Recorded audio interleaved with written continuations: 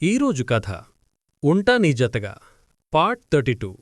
ఇక కథలోకి వెడితే, నా ప్రాణానికి వీడొకడు బాల్కనీ డోర్ క్లోజ్ చేసుకుని తన మొబైల్ ఎక్కడ మిస్ చేసుకుందో ఆలోచిస్తూ టైం మిషన్ ఎక్కి ఫంక్షన్ టైంకి వెళ్తుంది.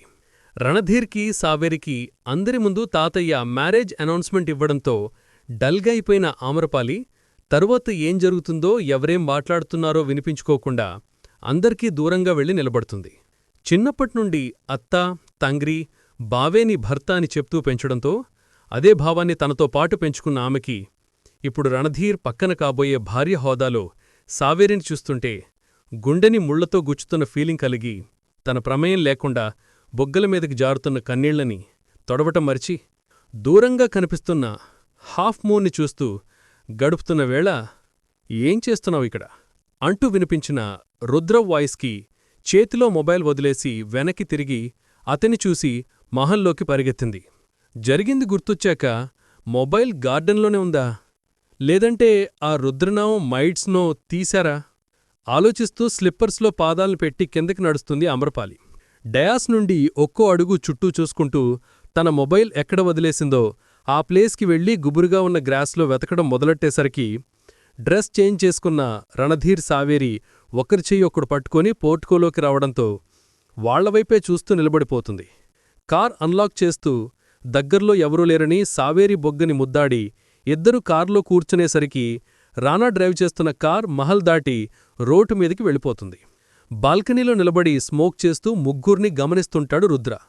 సిగరెట్ స్మెల్ గాల్లో తేలి తన ముక్కును తాకేసరికి తల పైకెత్తిన ఆమ్రపాలికి డిమ్ లైటింగ్లో స్మోక్ చేస్తూ తనవైపే చూస్తున్న రుద్ర కనిపించడంతో మొబైల్ వెతుకులాట అంతటితో ఆపేసి మళ్లీ మహల్లోకి పరుగందుకుంటుంది ఆమ్రపాలి. వాడేమో అభి నా చెల్లి మంచిది అంటాడు, వీడేమో దీన్ని భయపెట్టకు అంటాడు, ఇదేమో అసలు నన్ను చూస్తూనే పరుగందుకుంటుంది.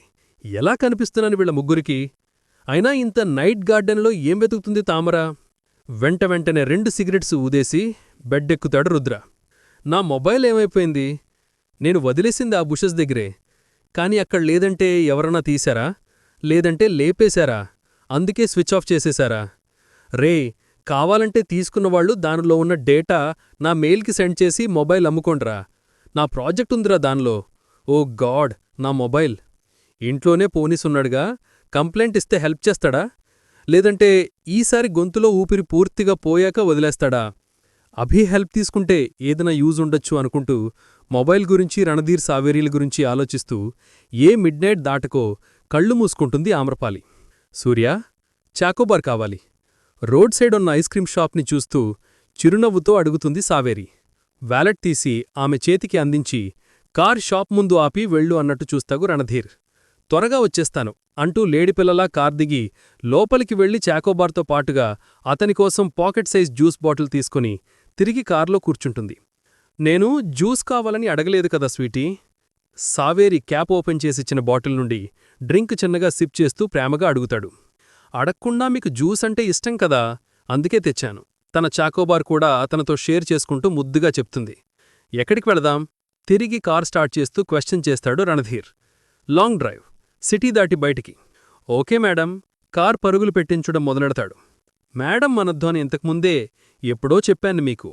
అప్పుడు ఫన్గా అన్నాను. ఇప్పుడు నిజంగానే నువ్వు మేడంవి అయ్యావు. అందరికీ అయ్యానేమో కాని నా ఫ్యామిలీకి, అందులో ముఖ్యంగా మీకు మాత్రం ఎప్పటికీ అవ్వను.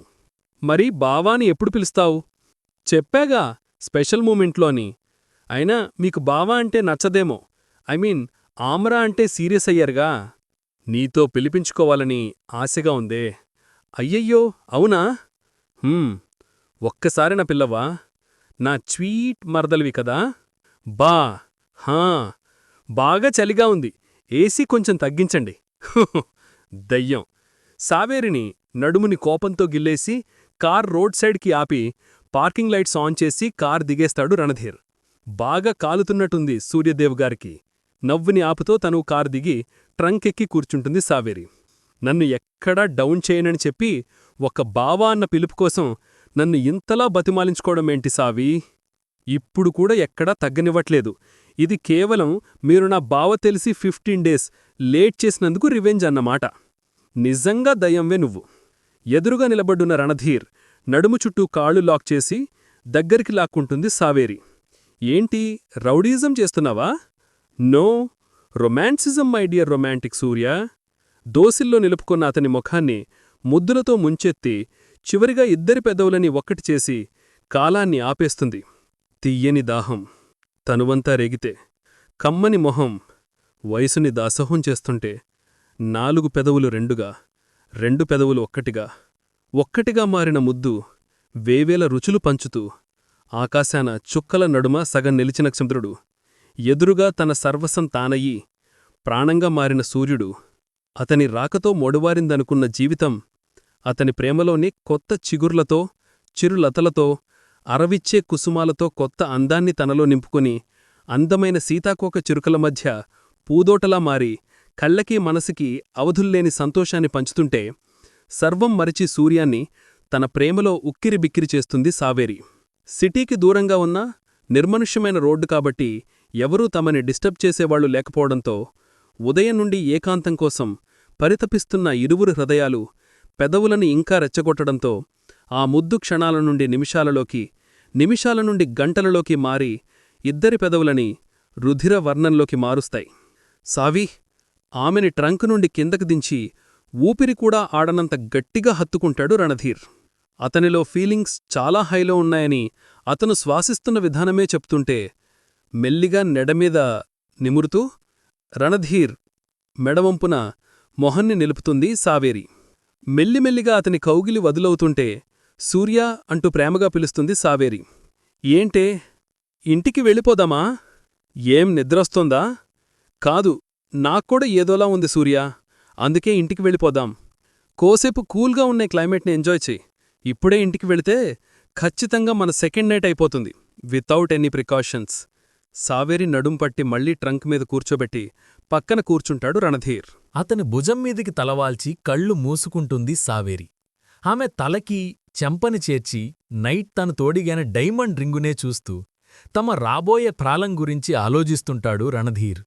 ఇద్దర్లో మొహావేశం చల్లారేసరికి ఒకణ్ణి చూసి ఒకరు నవ్వుకుంటూ మహల్ దారి పడతారు. ఏసీ ఆఫ్ చేసి చల్లని ప్రకృతి ఇచ్చే స్వచ్ఛమైన గాలికోసం గ్లాస్ కిందకి దించుతుంది సావేరి. చుట్టుపక్కల ఫారెస్ట్లా ఉంది. ఫ్లైస్ వస్తాయి సావి, వాన్ చేస్తాడు. ఈ టైంలో అవి కూడా నిద్రపోతుంటాయిలే సూర్య. ఇంత ప్యూర్ ఎయిర్ మళ్ళీ సిటీలో దొరకదు. మొహాన్ని బయటికి పెట్టి ఆ ఎయిర్ ఫ్లో ఎంజాయ్ చేస్తూ అంటుంది. ఇంకొంచెం దూరం వెళ్లేసరికి చెట్ల మధ్యలో ఎవరో పరిగెడుతున్నట్టు కనిపించడంతో, సూర్య, కారాపండి అంటూ మెల్లిగా అరిచి ఓపెనైన కారు నుండి దిగేస్తుంది సావేరి. ఏమైంది? ఆమె పక్కన నిలబడుతూ అయోమయంగా అడుగుతాడు రణధీర్. అక్కడెవరో ఉన్నారు, చూడండి అంటూ వేలుపట్టి ఓ వైపు చూపిస్తుంది. ఆమె చూపించిన దిశవైపు దృష్టి సారించిన అతనికి ఎవరో రోడ్డువైపే పరిగెడుతూ వస్తున్నారని అర్థమవడంతో, స్వీటీ, ఇక్కడే ఉండంటూ అటువైపుగా వేగంగా అడుగులేస్తాడు. ఇంకో 4 అడుగుల్లో రోడ్డుమీదకి చేరుకోవచ్చు అనగా ఆ వ్యక్తిని సమీపిస్తాడు రణధీర్. కార్ లైట్స్ వెలువుకి రణధీర్ని పోల్చుకుంటూ, రణగారు అంటూ అతని గుండెమీద వాలిపోతుంది ఆ ఆకారం. సమీక్ష.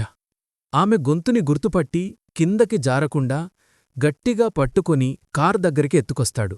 సూర్య, ఎవర్తను? అస్తవ్యస్తంగా ఉన్న సమీక్ష రూపుని చూసి అయోమయంగా అడుగుతుంది సావేరి. నా ఫ్రెండ్ ద్రోణ అని చెప్పానే, తన వైఫ్. కార్లోన వాటర్ బాటిల్ అందుకోసావి. కంగారుగా సావేరికి చెప్పి, ఈ టైంలో ఇక్కడేం చేస్తున్నావు సమీ అంటూ అడగబోయేసరికి చలనం లేని సమీక్ష రణధీర్ చేతిలో రక్తం ఒడుతూ ఉంటుంది. సూర్య. కారిడార్ లాస్ట్లో నిలబడ్డ రణధీర్ భుజంమీద చెయ్యేస్తూ మెల్లిగా పిలుస్తుంది సావేరి. ఏంటే? ఇంకా తగ్గని అతని ఆవేశం గొంతులో వినిపిస్తుంది. ద్రోణాగారిని కొట్టకుండా ఉండాల్సింది సూర్య. భార్యని ప్రేమించే ఏ హస్బెండ్ కూడా ఆమెను వరస్ట్ సిచ్యువేషన్లో చూడాలి అనుకోడు కదా. ఆ వరస్ట్ సిచ్యువేషన్ క్రియేట్ అయ్యేలా చేసింది వాడు చెప్తున్న న్యాయం అన్యాయమన్నవి. ఏ విషయానికైనా న్యాయం అన్యాయం ఖచ్చితంగా ఉండాలి. మీరు నన్ను అన్యాయంగా సొంతం చేసుకున్నారనే కదా న్యాయంగా మీ ప్రేమతో నన్ను గెలుచుకున్నారు. వాడు చేసింది కరెక్ట్ అని సపోర్ట్ చేస్తున్నావా? అసలు మ్యాటరేంటో తెలియకుండా నేనెలా సపోర్ట్ చేస్తాను సూర్య? కేవలం నాకు ద్రోణగారి కళ్లల్లో కనిపించిన పెయిన్ మీతో ఇలా మాట్లాడేలా చేస్తుంది. సమీక్ష, ద్రోణ అన్ఎక్స్పెక్టెడ్ వేలో ఓ బేబీకి పేరెంట్స్ అయ్యారంటూ ఏం జరిగిందో చెప్తాడు రణధీర్. వాళ్ళ లవ్లో ప్యూరిటీ ఉంది సావి. కానీ సమీ పొజిషన్ నేను డైజెస్ట్ చేసుకోలేకున్నాను. ఒక్కసారి మాత్రమే తన్ని డైరెక్ట్ చూసారా? ఎంత క్యూట్ ఇన్నోసెంట్ ఫేస్ అండ్ స్మైల్నో తెలుసా? బ్లెస్డ్ స్మైల్ తంది. ప్యూరిటీ ఉన్నప్పుడే పరీక్షలెక్కువవుతాయి సూర్య. బంగారాన్ని బంగారమని చెప్పడానికి చాలా టెస్ట్సుంటాయి. కాని ఇనుముని ఇరుము అనడానికి దానికి పట్టే తుప్పు చాలు, లేదా ఒక అయస్కాంత మొక్క చాలు. ఇంత స్ట్రగుల్ అవుతూ కూడా మీ పవరేంటో తెలిసి మీ హెల్ప్ తీసుకోలేదు అంటే వాళ్లకొక క్యారెక్టరుంది. ఫైట్ చేసి తమ రిలేషన్ నిలబెట్టుకోవాలి అనుకుంటున్న బ్రేవరీ ఉంది. దాన్ని మీరు తక్కువ చేయకండి. కాని సమీక్ష ప్రెగ్నెంట్ రా. ద్రోణ ప్రెజెంట్ వీల్చైర్కే పరిమితమయ్యారు. విల్ పవర్ ఇంపార్టెంట్ కానీ మనం ఫిజికల్గా ఎలా ఉన్నామో అన్నది కాదు. మీరు బ్యాక్బోన్ అయ్యి వాళ్ల ఫైటింగ్కి హెల్ప్ అవ్వండి తప్ప మీ పవర్తో వివేక్ని చంపేసి లోకం ముందు సమీక్ష క్యారెక్టర్ బ్యాడ్ అయ్యేలా చేయొద్దు. బ్యాడ్ ఎందుకవుతుంది సావి? బ్రుకుటి ముడుస్తూ అడుగుతాడు. సమీక్షకి ద్రోణాగారికి పెళ్లి జరిగిందన్నది వాళ్లకి మాత్రమే తెలిసిన నిజం. దాన్ని ప్రపంచం ఒప్పుకోదు. ఇప్పుడికీ సమీ వివేక్ వైఫే. ఆన్ ద రికార్డ్స్ వీళ్ళిద్దరూ కోర్టు ద్వారా తమ రిలేషన్ ప్రూవ్ చేసుకుని వివేక్ చేసిన దారుణాలు బయటపట్టగలిగితేనే సమీ, ద్రోణాగార్ల సీక్రెట్ మ్యారేజ్ అందరికీ యాక్సెప్టబుల్ అవుతుంది. లేదంటే వాళ్ల బంధం అక్రమ సంబంధం. వాళ్ల బేబీ ఆ సంబంధానికి గుర్తవుతుంది. వాళ్లకే తెలియకుండా జరిగిన ఇంటిమేషన్కి ఓ బేబీ ప్రాణం పోసుకుంది సూర్య. ఆ బేబీ కోసం వాళ్ళు రిలేషన్ కావాలి అనుకుంటున్నారంటే ఆ బేబీని వాళ్ల ప్రేమకి గుర్తుగా మార్చుకోవాలి అనుకుంటున్నట్టేగా. మీ ఫ్రెండ్ గురించి మీకంటే నాకెక్కువ తెలీదు. కానీ మీరు కొడుతుంటే ఆయనన్న మాటేంటో తెలుసా? ఫస్ట్ సమ్మికి ఎలా ఉందో చెప్పి కొట్టరా అని. మీరు ఎన్ని కొట్టినా తను కొంచెం కూడా ఫీల్ అవ్వలేదు. అది మీ స్నేహానికి విలువో లేదా తన వైఫ్ని బేబీని మీ వల్ల కలుసుకోగలిగాను అన్న కృతజ్ఞతాభావమో. కానీ ద్రోణాగారు సిన్సియర్ పర్సన్ అని మాత్రం నా ఒపీనియన్. సావేరి మాట్లాడిన విధానానికి రణధీర్లో అప్పటివరకు ఉన్న ఆవేశం పాలపొంగులా చల్లబడి మొహం ప్రశాంతంగా మారుతుంది. వాల్కి ఆనుకొని సావేరిని దగ్గరకు తీసుకుంటూ, నిజంగా నువ్వో mature and mind and thinking ఉన్నమ్మాయి తెలుసా సావి? ఏ విషయాన్నైనా చాలా ఫాస్ట్గా అండ్ పర్ఫెక్ట్గా సెన్స్ చేస్తావు. నీలో ఈ క్వాలిటీ నిన్ను స్పెషల్గా మారుస్తుంది సావి. ఐ జస్ట్ లవ్ యూ సౌమ్యంగా చెప్తాడు.